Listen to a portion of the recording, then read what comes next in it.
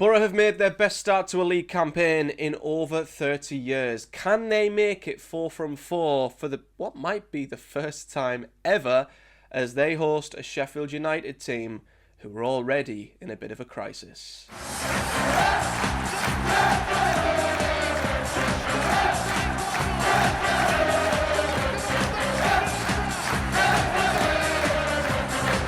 What is up, guys? Welcome back to another episode of Project Boro, where we of course look ahead and preview the upcoming games that Boro have in the Championship. And this weekend Boro have what should be a shoe-in, right? It should be a tap-in. It is 2nd versus 24th, a team that's had its best start in over 30 years against a side who's had arguably one of its worst in recent times. And a team, I guess, in Boro who have surprised everybody by how well we've started, and Sheffield United, the complete opposite. I mean, it's interesting what's happening there. Of course, there is always going to be a bit of a hangover from losing a playoff final in the heartbreaking manner that they did. But since then, of course, a lot has happened at Sheffield United, and they very much seem like a club who, at the moment, are just up in the air and all over the place. Their summer hasn't been great. There were already question marks over the quite crazy decision to get rid of Chris Wilder at the time, and Ruben SELLES hasn't done anything to really sell himself to the Sheffield United faithful as yet, and you could say, arguably, it's already under pressure. And if things go terribly for him this weekend up on Teesside, could he be the first manager showing the exit door already when the first international break then rolls round? We'll have to wait and see, but it feels like already it is a ginormous game for Sheffield United. It is a ginormous game for Ruben SELLES, and that's, I guess, what makes it a bit of a dangerous one for Boro, because, of course, we've made a perfect start. 3 wins from 3. Couldn't have asked for any better, really, given all the pessimism and all the I guess the lack of certainty and the uncertainty around a lot of things happening at Boro. Things have sort of unravelled perfectly for us with transfers, with how the squad have adapted to Edwards' style of play, how we've improved defensively. But there are still things we have to improve on, and one of them is definitely what we do at the Riverside, and that's going to be a big question mark that I'm going to table at Boro ahead of this one, but we'll get into that a little bit later on when we do our predictions. But let's start with the opposition then, Sheffield United, who, as I say, have lost every single game that they've played this season, and that is League and Cup. They've lost all 4 of their league games, all 3 of their league games in the Championship, and of course were knocked out of the EFL Cup by Birmingham City, and they've only scored 1 goal in the Championship, conceding 6. It could not have really gone much worse. They lost on the opening day, of course, at home to Bristol City in a 4-1 defeat, which, in fairness, everything Bristol City hit went in that day, but it wasn't an ideal start for SELLES in front of his home crowd, of course. They then went out 2-1 to Birmingham in the EFL Cup, as I say.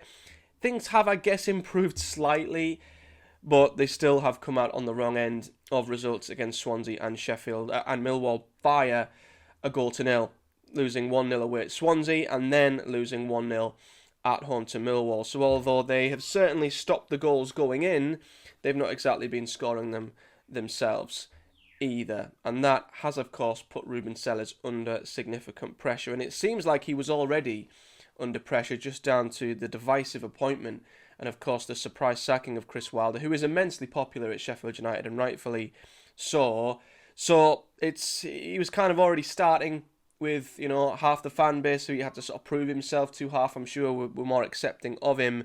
But even with their bad start to the league, I don't think he's been helped. And by the sounds of it, there is issues with the squad, and the playing style as well just simply isn't working. So it's a mix of, I guess, him not getting the players that he wants, not really being backed in the transfer window, but also the system he's trying to play at the moment is just not working. I think they've lost around 11 players from last season. Almost half of the team that started the playoff final are no longer there. Vinicius Souza has gone. Ame Hodic has gone. I think 7 loan players that they had from last season have gone, I think, up until this point, time of recording. It very well could change, because I think they're on the verge of signing Japhet Tanganga from Millwall, but I think they've only really signed loan players up until this point, there's arguments that SELLES hasn't been helped. It just seems like it's just a mix of just everything going wrong at the worst possible time. They gambled massively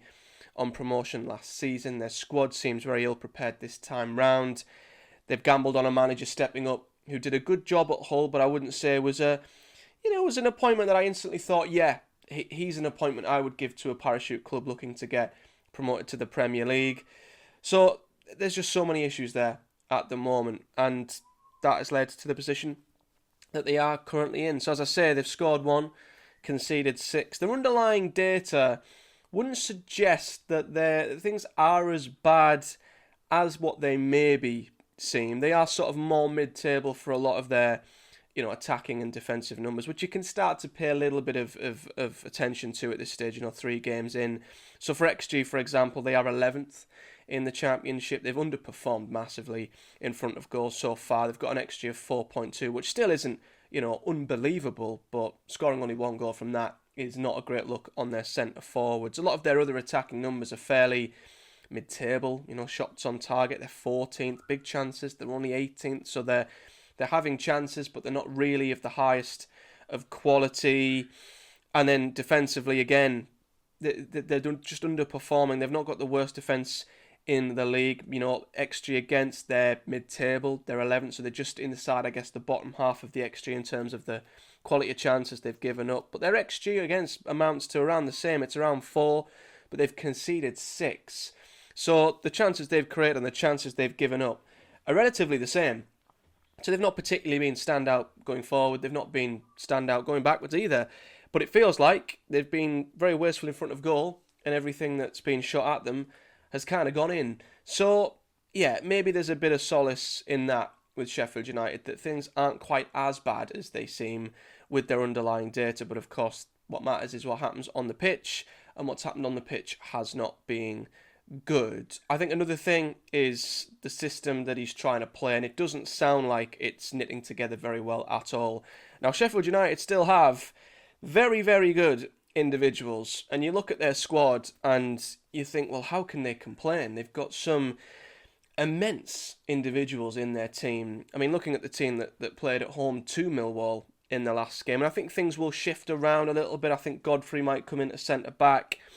They have played around with their defence a little bit so far this season, so not too sure if he'll shuffle around the back 4. Same for the forward line as well. But they've been playing with a 4-3-3, and you're looking at Cooper in goal. Again, I think it's not a case that he's a bad keeper. He's one of the best in the league, but everything that's been shot just seems like it's gone straight past him, if I'm honest. But yeah, from the insight that we've had from Sheffield United, it just feels like the balance of this team is just really, really off at the moment, and this very well could be a good time to play Sheffield United while things are just so all over the place. It seems like under SELLES, he wants his fullbacks to really bomb on and attack, and we'll have that with our wing backs, but the difference is we've got that back 3 who'll sit in and defend.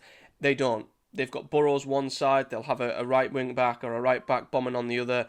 It's going to leave the centre backs really, really isolated for Sheffield United, and that's where Boro could have a little bit of joy. If they're committing their full-backs forward, Boro will have that front 3 who could outnumber the centre-back pairing of Sheffield United, so they could have Conway and our 210s in behind. And we saw against Norwich, with that high press, if the full-backs of Sheffield United are pushing on and Boro can press high and nick the ball, we could have a 3 versus 2 in that area of the pitch, or a 3 versus 3.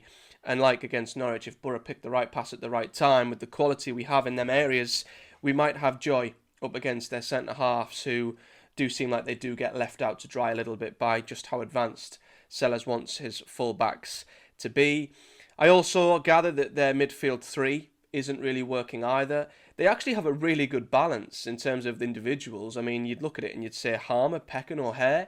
That's got to be one of the best midfield 3s on paper in the Championship, right? But again, it seems like just the combination of the 3 isn't what's working. You've got Gus Harmer, who is an incredibly high-quality footballer at this level. One I'm surprised is still there, who haunts Boro from a couple of seasons ago, of course. Callum O'Hare's another fantastic creator at this level. But again, it very much seems like them two want to advance, and it leaves Peck a little isolated in the centre. And once again, if you're going to leave him up against Hackney and Morris, it's a no-go for Sheffield United. It's Boro's midfield to win if that's the case. So Harmer and O'Hare might have to be a little bit more disciplined to help Peck combat Boro's midfield pair, who I think are the best in the Championship. So again, if Harmer and O'Hare don't do their due diligence, I guess defensively off the ball, Boro might have a field day in the midfield battle as well, with Peck up against our pair. And then it's also not that great up front from what I gathered too. They've got a front three. I think Campbell's a fantastic centre forward, but all I've seen in regards to Tom Cannon are fans who are just not happy with him at all, and how his time's been at Sheffield United so far. And they seem like they're having a similar problem to what we had when we were playing with inverted wingers last season. And I do not envy Sheffield United in the slightest, because I ended up despising the inverted wingers we had under Carrick, and the inside forwards, who had no width. They just cut inside constantly. And that seems to be the issue that Sheffield United have at the minute. Louis Barry, he is all right-footed. He wants to come in onto that right foot. Same on the other side. They just have players who want to come central. And we had that problem at Boro many, many times under Michael Carrick. It drove us crazy because you've got so many players coming into that central area. It congests the pitch. It's easy for teams to defend against. There's no width. The defence isn't getting stretched. And I think if Boro's back three are sitting there and they've just got Sheffield United players coming inside constantly, you'd like to think they'd eat them up. You've got to have width. You've got to stretch the defences. And I think, again, if their front three is a little bit predictable and everything's coming central, I'd like to think that would make it easier for Boro to defend it. So there's just quite a few things that aren't working at the minute with Sheffield United. But what I will say is, even though I do look at their team and I see a lot of the issues that they still have immense quality. And that's something that you can't ignore. The individual quality. They've got players in there who can provide moments if you allow them to. Louis Barry, he might cut inside and bend one in the top corner. He did it enough at Stockport County last season. Campbell is a great finisher at this level, and we've all seen what O'Hare can create and what Gus Harmer can pull out when his team needs it. So Boro still have to be very wary of what the individuals can do within the Sheffield United side. But I do think as a team, as a system, as a cohesive unit, it's not working right now. And Boro can definitely have joy, I think, in them forward areas and also in the midfield battle as well. So looking at Boro's 11, this is what I would go for. I've made one change, and it's simply because I don't think Finn Azaz will be here by the time the game is. And if he is, I don't think he'll play, because I think the move will be pretty close. This is, of course, the day before deadline day. I've kept everything else the same. I think Boro have benefited so much from being able to play consistent back five this season so far. How many times last season could we say we kept even the same centre-back pairing together? It was insane. But I think that continuity at the back, it builds relationships, it builds chemistry, and it will just make that defence stronger. So even I think Matt Targett, he probably will be in by this weekend. I don't think he goes straight in over Silvera yet. Maybe they'll give him the international break and then they'll see who can fight for that position after that. I think the back three stays as is. They've been outstanding. Jones, Fry and Ayling, and Callum Britton, of course, I think can have a field day. If they are going to commit their full-backs forward, Boro's wing-backs can get in behind them and hopefully cause problems there. Hackney and Morris, of course, are the first two names on the team sheet. It does seem like Boro are adamant they're going to keep Hayden Hackney now, which I hope stays as is, which means we are going to see Hayden and Aidan, the beautiful pair, together once again in Boro's midfield. And then the front three, I've gone with one change, and as I said, it is because I think Azaz will be off. So for me, the option is you bring in Sverre Nypen. I think he looked decent enough on his debut. I think in them attacking areas, if we are isolating their centre-halves, he definitely has the quality to pass the ball and play through them. So I'd like to think if Azaz is going to move on, the next best option in that 10, you'd have to say, is our Norwegian wonder kid, playing that alongside Morgan Whittaker. Now, there's been a few question marks over Whittaker and if he should keep his place in this team. I do get that. I think it's a difficult one with Whittaker because I don't think he'll ever have that breakthrough moment. He'll ever have that first goal, that moment that might kickstart his Boro career if he's not in the team. And with Azaz leaving, I think you're suddenly needing Whittaker to start there, because who else is there? You know, McGree is injured. Nijpen is the other option. Bergzorg has not worked in that position at all. So I think unless you went with two strikers up top, which I don't think we can at the minute, you've got to have Whittaker in there alongside someone. That might be Nijpen. And then, of course, Conway will start up top. Although I do think we'll have a forward in by the end of the window. We will have a forward in for this game. I think we might have that forward on the bench. We'll have to wait and see. But Conway's our number 9. So, of course, he will start. So that leads me on to our prediction and what we're hopefully going to see at the Riverside this weekend. Now, Sheffield United have a terrible, terrible record up here.